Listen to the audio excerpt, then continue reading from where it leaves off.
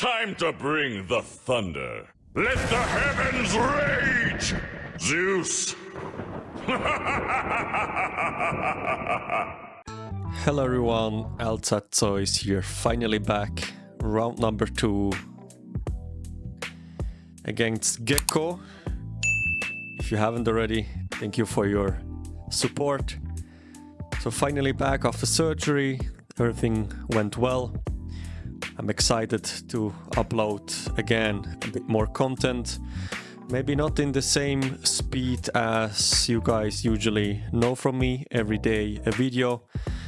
I have to recover, come back, go to locals to have some video materials. So this series probably I will do in the interval of 2 days.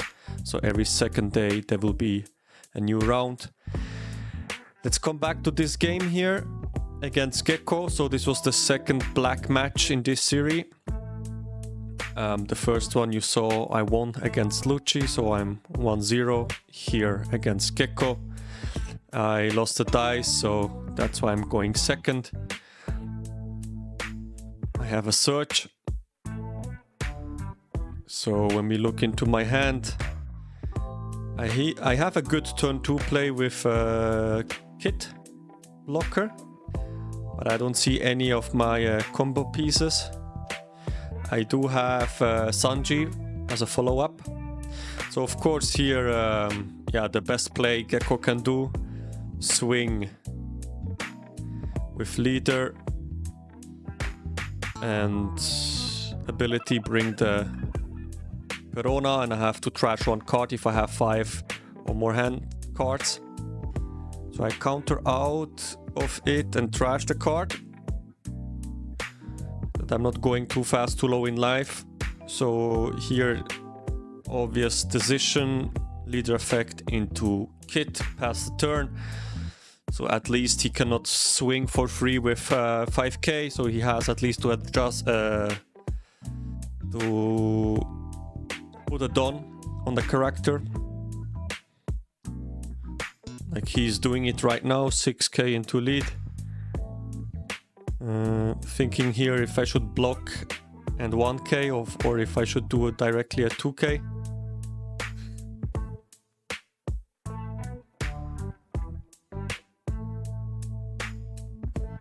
So 7 into lead, trashes 2 into Upsilon, which is able to KO my law. He was not able to do cost reduction on Kit, so that's why.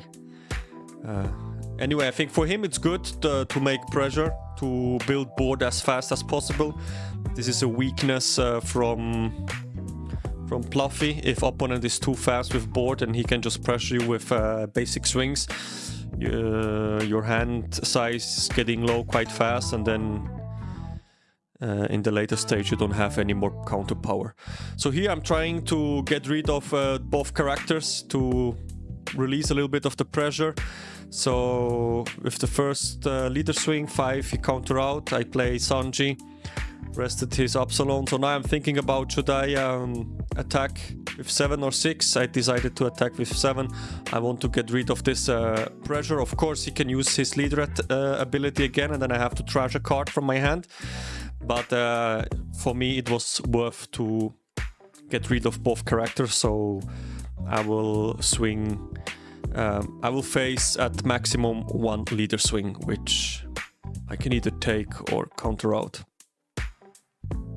Yeah, Gecko we don't see anymore so often in the OP9 meta. I remember he used to be more playable before Blackbeard. Of course, since Blackbeard came, it's annoying for all leaders which are heavily using on-play abilities.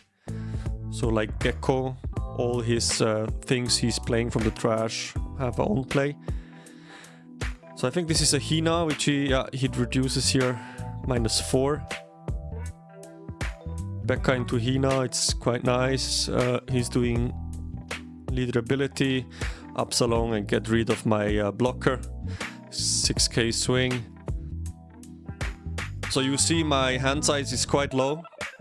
It was also not really the optimal starting for me. But let's see if I draw into something good. Another Gum Gum Giant. So this is again a game where you definitely do not want to see 3 Gum Gum Giants in the early mid-game. You want to see them in the later stage of the game. So here again, swinging 5 into Hina just to get rid of pressure. And then 7 lead, 10 lead, played my big Luffy for 9 dons, which was possible due to the fact that I had Kid Blocker. And when I used Sanji, this minus don I got back, and this was the reason why I was already on 9 dons without leader effect, which is quite important for this game.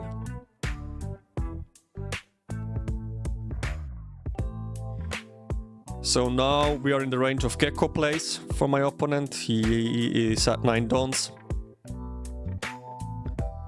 I decided to take this life here just to see if I get an interesting option, but I was not expecting him to play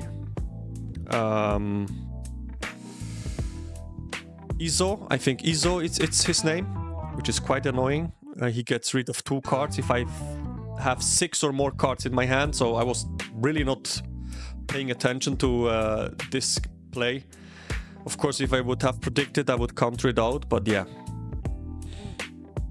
To be honest, I don't play a lot against Gecko in this format, so it was, for me, not an easy game. Not an easy game. Didn't know what to expect. I mean, I knew the early game. I knew Perona. I know Absalon, but yeah, the ISO I forgot. So didn't draw anything interesting going here to live. Why? Because I was thinking like, okay, I need to pressure him down. I'm losing control, so I want to force him as well also to block. Probably he will block, he will protect his character as soon as I attack him. So let's see, Onami play here makes definitely sense, just to have a look what I'm going to draw. I get rid of a Gum Gum Giant because, yeah, it doesn't help me so much. It was kind of a brick card because, I mean, I have 1 left. Not sure if this was the right decision here. I could get rid of the 2k maybe, but in this stage I was thinking like, no, let's just get rid of a death card, let's call it like this for the moment, because I am not able to play it in my turn. I draw the ISO, reading it again. I draw the kit, which is I think also not bad. Establish here two blockers. It is definitely good for me. Yeah, I just realized that with my leader I didn't swung. I just forgot to restand it again. So I definitely have here 1 more swing. Here I'm thinking about leader or Absalom.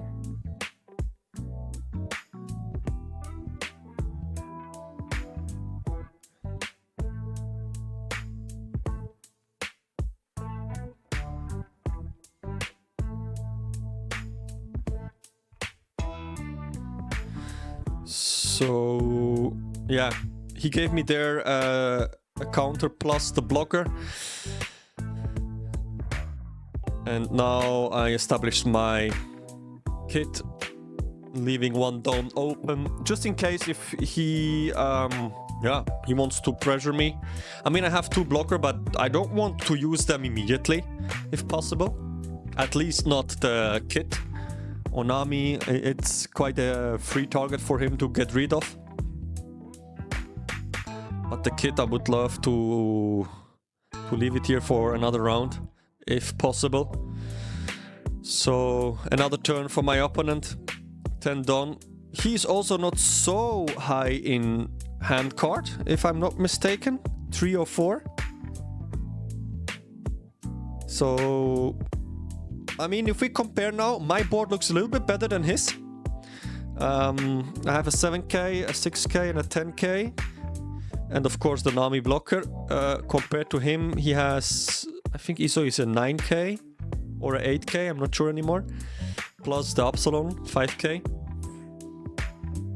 So let's see what he is doing. Of course he has to take care here not to lose. He plays Sabo, yeah, this is the reason why. Because I can swing quite heavy next turn and maybe try to finish him. So he plays Sabo as, yeah, protection. He gets rid of... I don't see. One was definitely... I just got blacked out. The cost reduction event. And the other one, I'm not sure if this was a 2k there. So he swings with ISO first. That's a free block because I don't want to invest so much cards from my hand. Here comes a 5k. I mean, I could... Yeah, this is exactly what I just wanted to mention. Just free block here, and then, yeah, he goes 6 into kit. And here I'm able to give him a 1k. But I'm still thinking, like, should I invest here Gum Gum Giant just to draw? And this was the reason why I'm doing it. Because there is no swing possible from my opponent side. So I just want to see if I see something interesting which I can draw into it. So he plays here the Rebecca blocker and gets back probably a 2k. Yeah, Verona. Pass the turn. I'm again on 10 dons. Okay, drawing into Zorojuru. Not bad.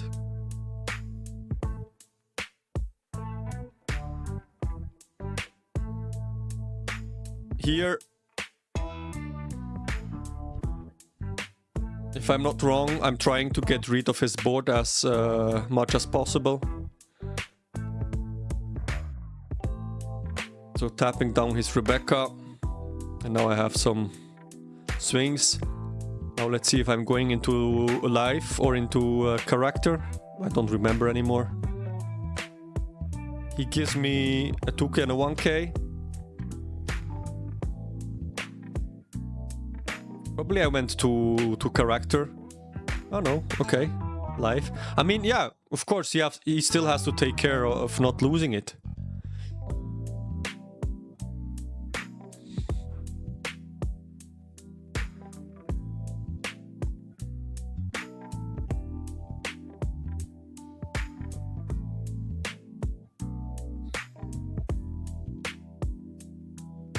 I remember it was quite an intense match. Back and forth, especially after in the end game, was quite funny. I mean, 3 hands, 2 lives. He has also potential 4 swings with leader. So here again, he counters out, and now he only has one card left.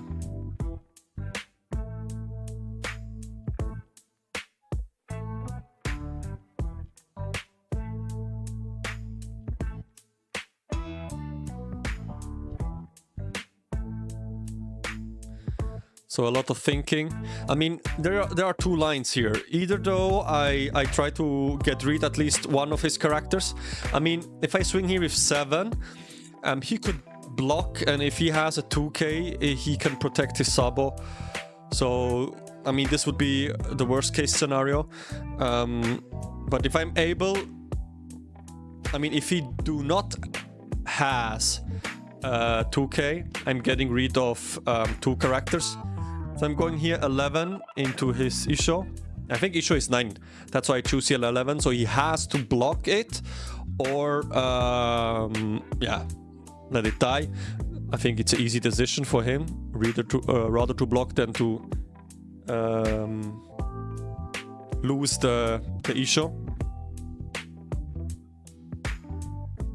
So, and then another swing into his Absalon. So I was able to remove 2 characters. He has now 2 hands, me 3. My board looks much better than his. Of course, this Rebecca has no value.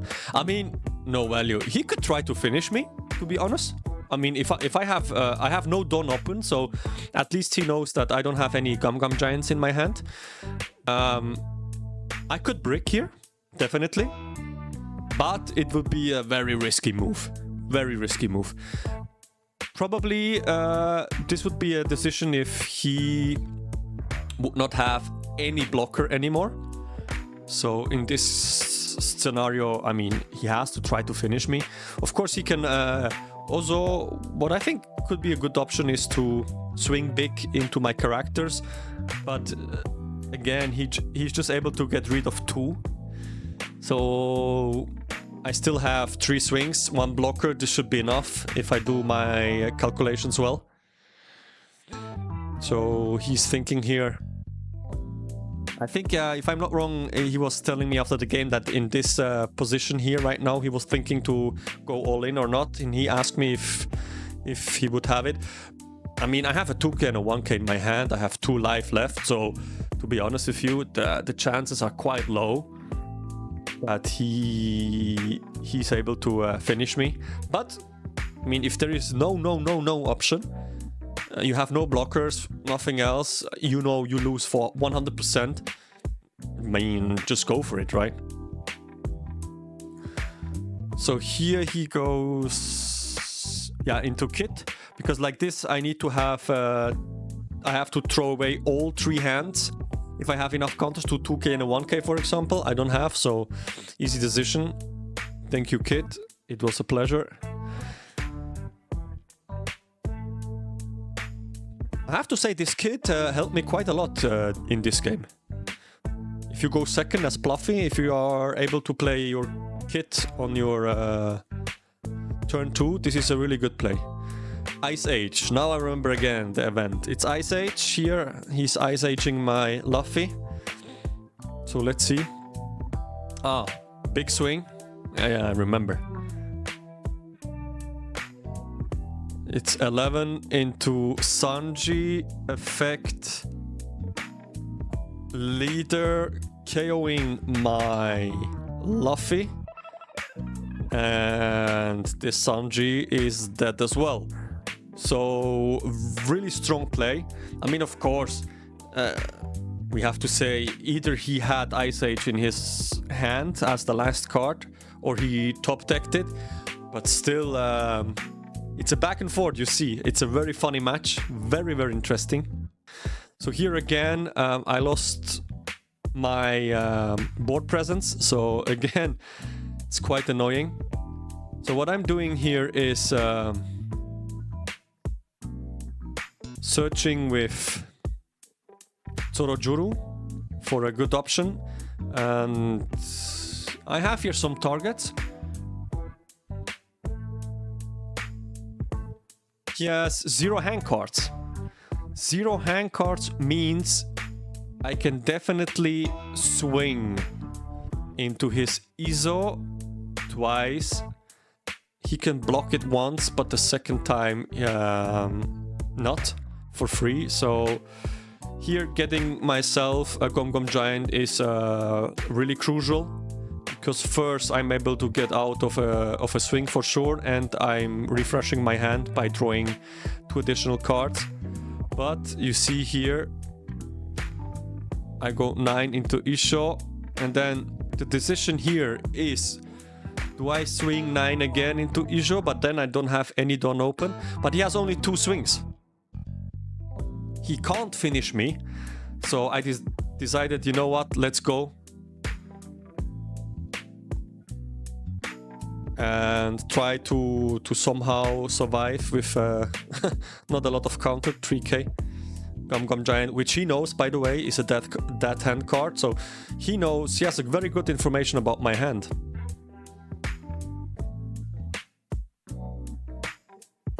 But my opponent is playing top deck right now. Again, he has to, I mean, to be honest, if you don't see here a blocker, it's quite game over. So this top deck is quite important for him. Even though if he's able to remove my Sanji, I have 2 swings. He can't finish me.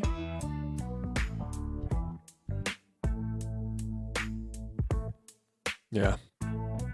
Big swing. He's investing, I think, 6 stones, if I'm not mistaken.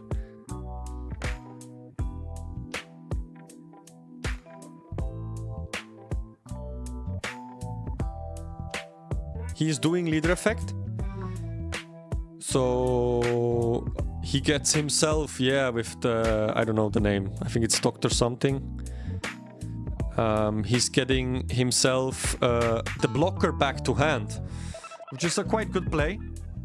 So yeah, 5 into lead. I'm here countering up because, I mean, you never know if I'm able to finish or not. So at least I will have a way to counter out. But I draw into Luffy, which is very good. So here I go. I mean, it's an easy math. He has 0 hand cards, is 5 into lead, 7 into lead, and finish. And here with the free block, I can even do 6 into lead and finish. Thank you so much for watching this round 2. It was very intensive. See you in the next round.